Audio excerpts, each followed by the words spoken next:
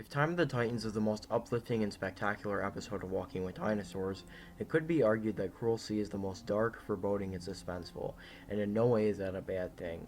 It takes place 149 million years ago, once again in the late Jurassic, but this time in England, where the environment is much different. A large, vast ocean with only islands of land. The location it's shot at is perfect, and so is the music, which is very ambient, relaxing, and also chilling. Something that makes this episode stand out a lot is its downright chilling atmosphere.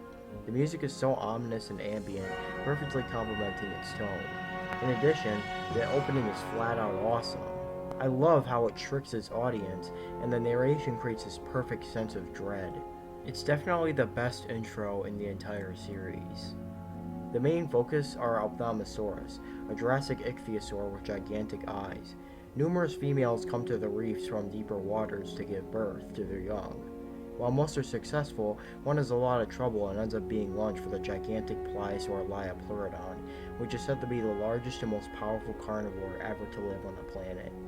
We then follow the baby Ophthalmosaurus as they learn to hunt and evade predators by hiding in the coral. There is even one scene where we get to see the lifestyle of adult Ophthalmosaurus, which are deep water hunters, hence their large eyes.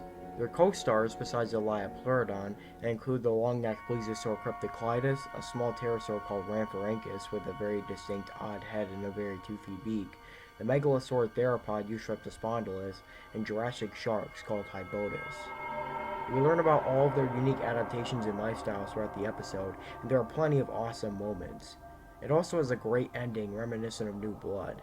I will spoil it, so if you haven't seen it, go watch Walking with Dinosaurs already and come back. You'll be doing yourself a favor. During a violent storm, the main male Liapleurodon seen throughout the episode gets confused and ends up getting beached. It gets crushed by its own weight and becomes food for the Eustreptospondylus, the same dinosaurs are fed on at the beginning of the episode. It's perfect symbolism, continuing the theme that the mighty aren't invincible. And also, like New Blood, this episode is quite suspenseful, and there are moments that will leave you at the edge of your seat.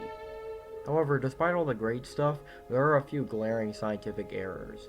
Liapleurodon is portrayed as an absolutely colossal animal, giving it an enormous 25-meter-long measurement and a weight of 150 tons, when in reality, it was only around 6 to 10 meters long and 2 tons max, around the size of an orca.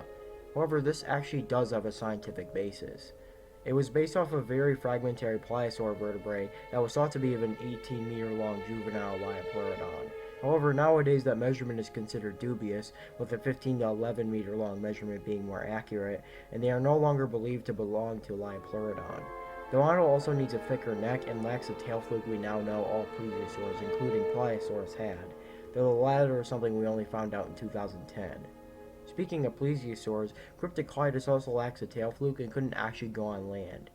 Well, technically it could, but would have been the equivalent of a whale or shark going on land. It would be beached and dead. It was also oversized, being given an 8-ton mass, which is absolutely ludicrous. It would have actually only been around 1 ton. Eustreptospondylus has a pretty shrink-wrapped skull, with all the holes clearly visible, which wouldn't have been the case in real life. Rhamphorhynchus didn't skim feed, as it lacked many skeletal features required for skim feeders. It probably dived underwater. It also needs a thicker neck, longer wings, and a lot more pycnal fibers, though the latter is a more recent discovery. One other criticism I have is that this episode features one of the very few lapses when it comes to the visuals, that being that the baby Ophthalmosaurus puppets look kind of fake. Also, for some odd reason, the narration says that adult Ophthalmosaurus' jaws are toothless, while the animatronic has teeth. Their long, toothless snouts are streamlined weapons, making it easy for them to snap up fast-moving prey. The animatronic is correct, the real animal did have teeth. Thankfully, there are things that are pretty accurate in this episode, even by today's standards. Ophthalmosaurus is pretty much spot on in both design and behavior. I have no objections with the depictions of Hybotus or the Ammonites, and the Liapleurodon, Crypticlitis, Rhamphorhynchus, and Eustreptospondylus models still look pretty good, the aforementioned anatomical problems really only being minor. The animation never ceases to be top-notch, especially for the plesiosaurs. The rest of the animatronics are really quite impressive, the speculative behaviors are logical, and all of the color schemes look really nice. Overall, Cruel Sea is a great episode. I really like how they decided to explore the oceans for this episode, giving the series variety and focusing on something other than just dinosaurs. Dinosaurs are awesome, but it's also great to give other Mesozoic animals a spotlight. In fact, the entire series has lots of variety. Nothing feels annoyingly repetitive, and that's something I really appreciate.